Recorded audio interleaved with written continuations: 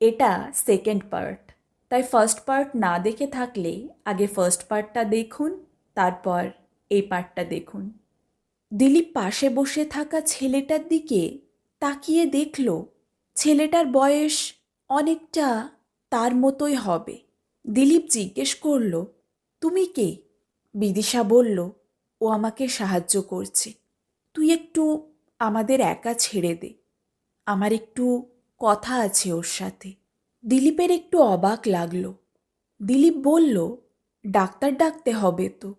বিদিশা বলল, দরকার নেই, আমি ঠিক আছি এখন, তুই একটু বাইরে যা। দিলীপ আর রিমা বাইরে চলে গেল। বিদিশা বলল, দরজাটা লাগিয়ে দে। দিলীপ দরজাটা লাগিয়ে দিল। রিমা আর দিলীপ সোফায় এসে বসল।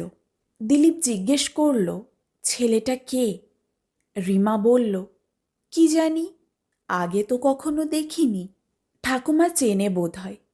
আমি ঘুমাচ্ছিলাম তখনই ছেলেটা ঠাকুমাকে ধরে রুমে নিয়ে এসে আমাকে ওঠালো। তারপর ঠাকুমার মুখে জল দিই আমি, আর ঠাকুমার জ্ঞান ফিরল। তারপর তোমাকে ডাকতে গেলাম। দিলীপ বলল, ছেলেটাকে আমার একটু চেনা চেনা লাগলো, যেন কোথাও দেখেছি। রিমা বলল, হতে পারে। আচ্ছা, আমি ব্রেকফাস্ট বানিয়ে ফেলি, ঠাকুমা দুর্বল বোধ হয়। দিলীপ বলল, ঠিক আছে। দিলীপ তার রুমে গিয়ে দেখে তার মোবাইলটা বিছানার উপর রাখা। সে ডাক্তারকে ফোন করে ডেকে নিল। মোবাইলটা রেখে সে নিজের রুম থেকে বেরিয়ে এসে বিদিশার রুমের দিকে এগোতে লাগল। মাঝে স্টোর রুম। স্টোর রুমটা পেরোতে গিয়ে দিলীপ দেখে স্টোর রুমটার মধ্যে লাইট অন হয়ে গেল হঠাৎ, তারপর বারবার অন অফ হতে লাগল। দিলীপ স্টোর রুমটার মধ্যে প্রবেশ করে সুইচবোর্ড খুঁজতে লাগল। সে এতবার এই বাড়িতে থেকে গিয়েছে, কিন্তু এই স্টোর রুমটায় কখনো আসেনি। সে দেখল দরজার সামনে একটু দূরে সুইচবোর্ড। সে সুইচটা অফ করে দিল। লাইটটা বন্ধ হয়ে গেল। সে পিছন ফিরে সামনে দেখে অবাক। সে বুঝতে পারছে না সে কি দেখছে। সে দেখল স্টোররুম থেকে বেরোনোর দরজাটা নেই সামনে। চারিদিক অন্ধকার, সে কিছুই দেখতে পাচ্ছে না। দিলীপ নিজের আঙুল দিয়ে নিজের চোখ প্রেস করতে লাগলো। সে বলল, আরে আমি অন্ধ হয়ে গেলাম নাকি? সে শুধু অন্ধকার দেখছে। যেখানে দরজাটা ছিল সেখানে দিলীপ ছুটে যেতে লাগলো। কিন্তু অদ্ভুত, সে ছুটেই চলেছে, কিন্তু রাস্তা শেষ হয় না। রুমটা তো এত বড় নয়, নিচে সে কিসের ওপর দাঁড়িয়ে সে বুঝতে পারছে না। দিলীপের ভয় করতে লাগলো। সে চিৎকার করতে লাগলো, ঠাকুমা, রিমা, কিন্তু কেউ সাড়া দিল না। সে ছুটেই চলেছে। সামনে কোনো দেওয়াল নেই, কিছু নেই, শুধু ফাঁকা অন্ধকার, যেখানে দিলীপ এগিয়ে যাচ্ছে। সে হঠাৎ দেখে তার চোখের সামনে অদ্ভুত আলো। সে ছুটতে ছুটতে দাঁড়িয়ে গেল। সে দেখে ধীরে ধীরে সেই আলো তার চারিদিকে ছড়িয়ে পড়ছে। সে অদ্ভুত আলো, যা দেখে দিলীপ অবাক। সে শুধু তাকিয়েই থাকল। সে আলো যেন দিলীপকে নিজের দিকে টানছে। দিলীপের চোখ ধীরে ধীরে বন্ধ হয়ে গেল। সে সেখানেই চোখ বন্ধ করে পড়ে গেল। বেশ অনেকক্ষণ পর দিলীপের চোখ খুলল। দিলীপ চোখ খুলে দেখল স্টোর রুমে লাইট জ্বলছে। তার বুঝতে একটু দেরি হলো যে সে বেশ অনেকক্ষণ ধরে অজ্ঞান হয়েছিল। সে এখনও ঠিকমতো দেখতে পাচ্ছে না, তার সব কিছু ঝাপসা লাগছে। সে ধীরে ধীরে সব দেখতে পেল। সে দেখে অবাক, স্টোররুমটা অনেকটা চেঞ্জ হয়ে গিয়েছে, অনেক পুরনো লাগছে। সে ভাবল, এটুকু টাইমের মধ্যে এত চেঞ্জ কেন, কিভাবে? অনেক প্রশ্ন আসে তার মনে। সে সামনে দেখে স্টোররুমটার দরজাটা লাগানো। সে তার ঘড়িতে দেখল 4টে বাজে। সে তাড়াতাড়ি স্টোররুমের দরজাটা টেনে দেখে খোলা আছে। সে দরজাটা খুলল। তখনই সামনে থেকে উজ্জ্বল সূর্যের আলো তার চোখে পড়ল। তার যেন মনে হচ্ছে অনেকক্ষণ কোনো অন্ধকার জায়গা থেকে সে বেরিয়ে এলো। ধীরে ধীরে সে সামনে সব দেখতে পেল। সে স্টোররুমটা থেকে বাইরে বেরিয়ে এসে অবাক। সে দেখে সে বাড়ি অনেক পুরনো যেন। সে ধীরে ধীরে বাড়িতে এগিয়ে ডাকতে লাগে, ঠাকুমা, রিমা। হঠাৎ পিছন থেকে কেউ একজন আওয়াজ দিল, দিলীপ। দিলীপ পিছন ফিরে দেখে একটা বৃদ্ধ লোক দাঁড়িয়ে। বয়স 80-র আশেপাশে হবে। দিলীপ জিজ্ঞেস করল, আপনি কে? ঠাকুমা আর রিমা কই? বৃদ্ধ লোকটা বলল, দিলীপ শোনো। দিলীপ কিছু না শুনে রিমা আর বিদিশাকে খুঁজতে লাগে পাগলের মতো। সে দেখে বাড়ির সব জায়গা পুরনো হয়ে গিয়েছে।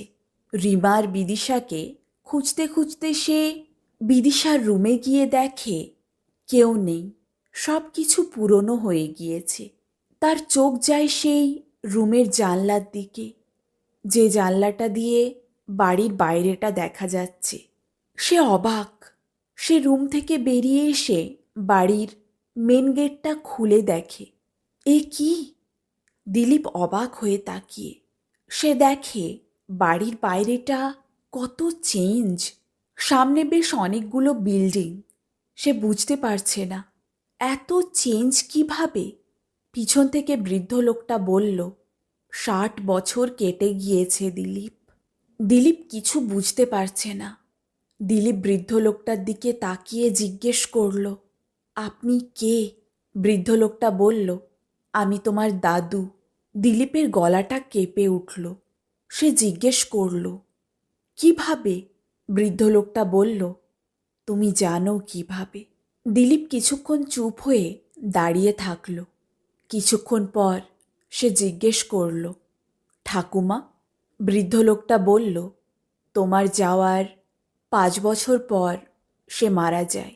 দিলীপ জিজ্ঞেস করল, মা, বাবা? বৃদ্ধ লোকটা বলল, 20 বছর হয়ে গেল তাদের মারা যাওয়া। দিলীপের চোখ দিয়ে জল নেমে এলো। তার গলাটা কেঁপে উঠল। সে জিজ্ঞেস করল, রিমা?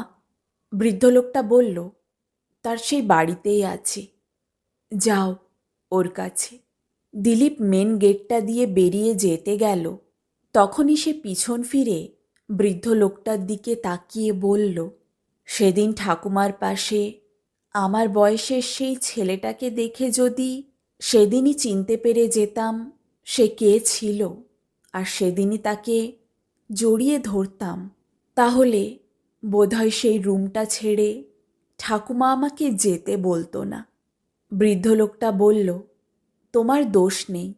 বিদিশা আমাকে বলেছিল, তুমি নিজের জীবনে আমার ছবি শুধু একবারই দেখেছিলে। আমিও যদি সেদিন সকালে উঠে স্টোররুমটার দিকে হেঁটে না যেতাম, আর বিদিশা আর আমার 2 বছরের ছোট মেয়েটার পাশেই শুয়ে থাকতাম, তাহলে বিদিশার জীবনের শেষ 5 বছর নয়, পুরো জীবন তার সাথে কাটাতে পারতাম। দিলীপ হালকা হেসে বাড়ি থেকে বেরিয়ে গেল। দিলীপ রিমার বাড়িতে গিয়ে নক করল। কেউ একজন দরজা খুলল। দিলীপ দেখল একটা বৃদ্ধা মহিলা। সে দেখেই বুঝতে পেরে গেল সে কে। বৃদ্ধা মহিলাটা বলল, দিলীপ। দিলীপ বলল, রিমা। রিমা সেখানেই অজ্ঞান হয়ে গেল। দিলীপ রিমাকে রুমে নিয়ে গিয়ে মুখে জল দিল। রিমা তাকিয়ে বলল, ভাবিনি যে তুমি সত্যি আসবে। ঠাকুমা দাদু আমাকে সব বললেও বিশ্বাস করিনি। দিলীপ বলল, আমি আর তোমাকে ছেড়ে কোথাও যাব না। রিমার চোখে জল নেমে এলো। সে জিজ্ঞেস করল, কিন্তু আমাদের বয়সের পার্থক্যটার কি হবে? দিলীপ বলল, যা দাদু আর ঠাকুমার সাথে হয়েছিল তাই হবে। রিমা বলল, আমি বিয়ে করিনি, তোমার অপেক্ষায় জীবন কাটিয়েছি। দিলীপের চোখে জল নেমে এলো।